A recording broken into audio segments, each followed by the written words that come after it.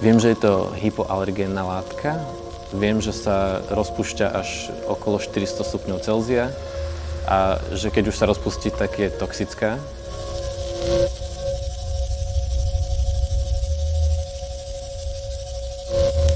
A pritom skrz tú mäkkosť je tam niečo veľmi živé, že niečo akoby príjemné, niečo, k čomu nás to tiahne. A pritom akoby celý ten proces toho vznikania by napovedal, že nám to príjemné nebude. Možno aj tento akoby nejaký vzťah bol pre mňa zaujímavý.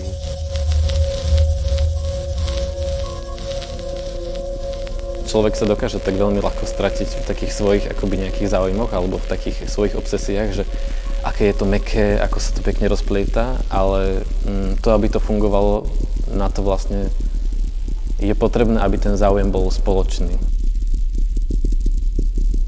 To bol pre mňa akoby tiež silný moment. Si uvedomiť, že ja si s ňou nemôžem asi robiť úplne, čo chcem, ale že musíme sa nejako na tom dohodnúť.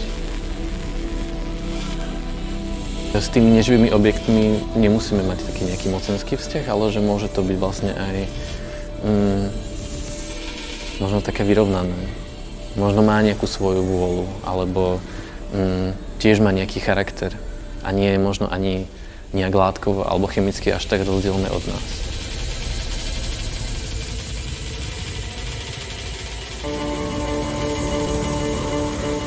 Ako náhle tieto hranice sa začnú stierať, tak mám pocit, že to evokuje taký nejaký aspekt takého prepojenia so svetom. Absolútneho. Polsk sa stávala stále viac nami a my sme sa stále viac stávali Polsťou.